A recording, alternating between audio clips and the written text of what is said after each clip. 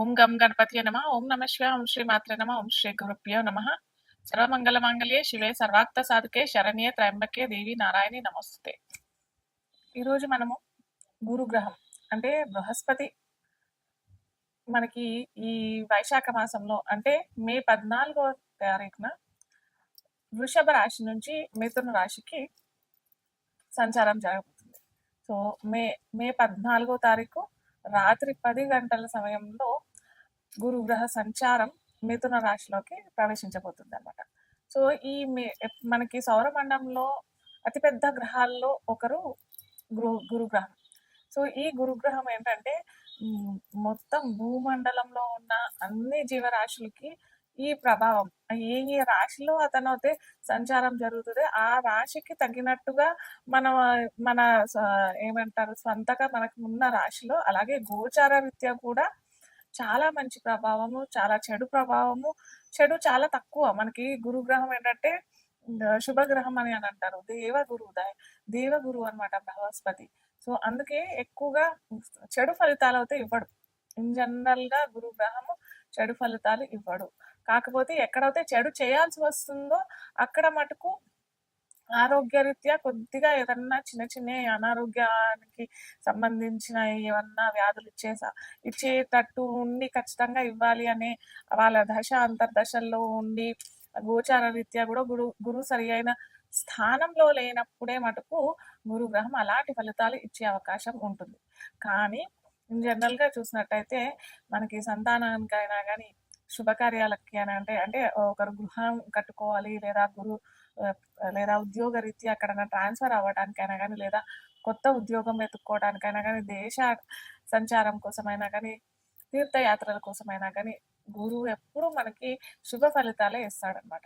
So ఎప్పుడైనా చాలా మటుకు మనం చూసుకోవాల్సింది ఏంటంటే మన రాశిలో ఎక్కడున్నాడు గురువు, అక్కడి నుంచి గురుగ్రహం ఎక్కడున్నాడు, అలాగే గురువు సంచారించే టైంలో మనకి ఏ ఏ రాశుల మీద అతని దృష్టి సంచారిస్తాడు, అలాగే గురు మిథునంలో ఉన్నాడు కాబట్టి ఏ ఏ రాశులకి అతను ఆ స్థితి ఉంటాడు అక్కడి నుంచి మనం ఫలితాలు చూసుకున్నట్టయితే మనకి గురు సంచారము చక్కగా ఉంటాయి. ఎక్కడైనా మనకి ఇలాంటి చిన్న చికాకు ఏమన్నా ఇస్తున్నాడు, చిరాకులు ఇస్తున్నాడు, పరాకులు ఇస్తున్నాడు అని అంటే మనం ఏంటంటే రెమెడీస్ ద్వారా వాటిని మనము తక్కువ చేసుకోవచ్చు అనమాట. ఆ దుష్ఫలితాలని మనం తక్కువ చేసుకునేటట్టుగా ఉండేది జ్యోతిష్ శాస్త్రం అనమాట.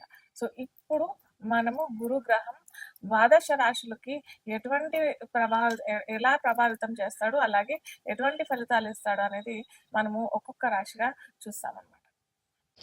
మీన రాశి, మీన లగ్నం తెలియని వారికి రాశి అని అనుకున్నట్టయితే మీన లగ్నం వారికి ఎలా ఉంటుంది గురు సంచారం ఫలితాలు అని మనం ఇప్పుడు చూద్దాం. అయితే మీన లగ్నానికి అధిపతి ఎవరు అని అంటే ఇక్కడ మనకి గురుగ్రహమే అవుతాడు. సో గురుగ్రహం తన నుంచి తన చతుర్థంలో అంటే 4వ స్థానంలో ఉండి అక్కడి నుంచి దశమాన్ని చూస్తుంటాడు, అక్కడి నుంచి వ్యయాన్ని చూస్తుంటాడు, అక్కడి నుంచి సప్తమాన్ని చూస్తుంటాడు మీన లగ్నం మీన రాశి వాళ్ళకి.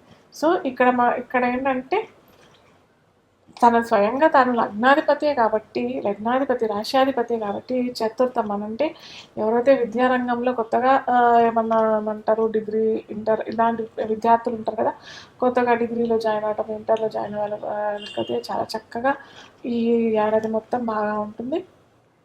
ముఖ్యంగా ఏమంటారు బ్యాంకింగ్ రంగంలో లేదా ఫైనాన్స్ రంగంలో ఉన్న వారికి అయితే చాలా మంచి ఫలితాలే ఇస్తాడు గురు అని చెప్పుకోవచ్చు. ఎందుకంటే అక్కడి నుంచి దశమాన్ని కూడా చూస్తాడు, సప్తమాన్ని కూడా చూస్తాడు, చతుర్థాన్ని చూస్తాడు. అంటే 3 యాక్టివేట్ అవుతాయి, 3 కేంద్రాలు యాక్టివేట్ అవుతాయి కాబట్టి మనము కేంద్ర కోణాల్లో విష్ణు లక్ష్మీ స్థానాలు అని అంటాం కాబట్టి ఇవి అన్నీ యాక్టివేట్ అవుతాయి. అలాగే దీర్ఘకాలికంగా మాకు ఇల్లు లేదు నివాసం ఉండడానికి అని అనుకునే వారికి కూడా ఇల్లు వచ్చే అవకాశం, గృహయోగం అని అంటాం కదా, గృహయోగం కలిగించే అవకాశం, లేదా కొత్తగా స్థలాలు కొనాలి మేము ఇన్వెస్ట్మెంట్ పర్పస్ కోసము అవ్వట్లేదు అని అనుకునే వారికి చక్కటి ఫలితాలని చెప్పొచ్చు. చక్కటి ఫలితాలు ఇస్తాడు గురుగ్రహం చతుర్థంలో ఉండి.